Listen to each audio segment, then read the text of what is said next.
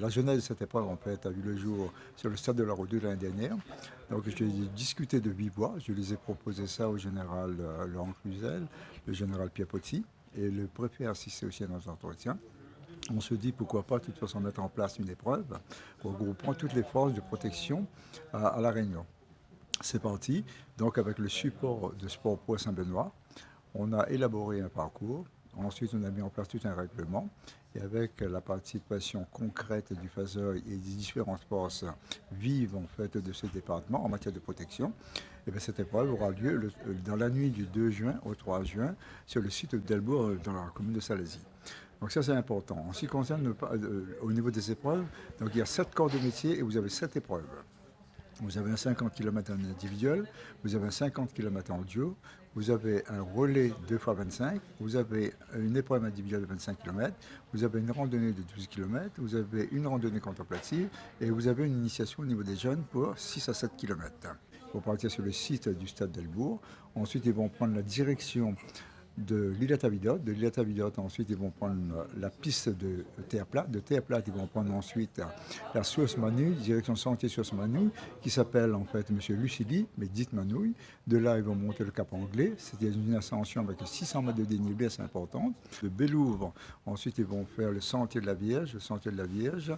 Ensuite, le sentier Cavalière. Cavalière, revenir au niveau du gîte de Bellouvre pour faire une arrivée sur le stade de Delbourg. Donc la remise des récompenses, on va commencer à partir de 10 heures, pour une simple et bonne raison, c'est-à-dire les premiers arrivés, au lieu de les faire attendre jusqu'à midi, donc on va procéder à la remise des récompenses. Ça va leur permettre aussi de pouvoir récupérer, parce qu'on a tout mis en œuvre. Ils auront quand même un secteur de repos pour eux, ils auront des douches. Donc à partir de 9h, 9h30, on va accueillir les premières autorités et on va procéder à la remise des récompenses à partir de 10 heures. Et là, je voudrais aussi saluer aussi la participation et l'engagement en fait, des agriculteurs du coin, en l'occurrence M. Roland Elisabeth, et ensuite la confiserie Émilie qui nous donne quand même un sacré coup de main pour la mise en œuvre de cette épreuve, et ensuite je salue aussi l'implication monumentale du FASEUI avec à sa tête le général Laurent Cluzel.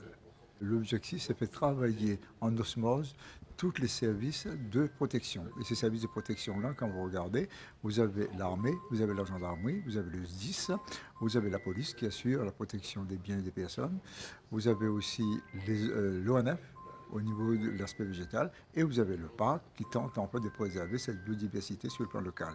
Donc les dénominateurs communs en fait, de cette épreuve, c'est la protection au sens le plus large du mot.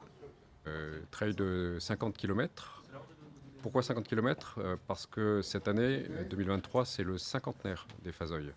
Les forces françaises du sud de l'océan Indien avaient en effet été redéployées de Madagascar sur la Réunion en 1973, à l'époque sous les ordres du général Bijard.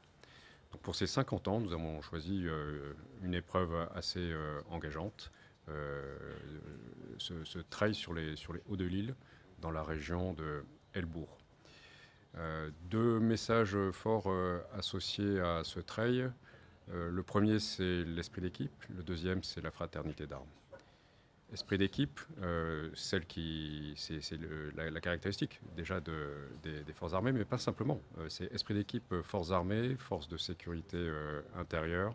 Nous avons donc ouvert ce trail, cette épreuve, aux forces de gendarmerie, de police, mais aussi aux pompiers, les forces de sécurité civile, ce qui est une bonne manière de rassembler ceux qui œuvrent pour la protection de nos concitoyens. La fraternité d'armes, elle aussi, nous anime et nous renforce. La fraternité d'armes, c'est une caractéristique des armées, mais c'est aussi ce qui nous rattache, ce qui nous rend toujours proches de nos blessés notamment. Nous courrons avec une pensée pour nos blessés, avec nos blessés au combat, nos blessés en opération. De ce fait, nous avons prévu de mettre en place une urne auprès des stands, donc au lieu de départ et d'arrivée de cette course. Et les dons qui seront récoltés seront ensuite redirigés vers les associations œuvrant pour le soutien moral, physique de nos blessés. C'est notre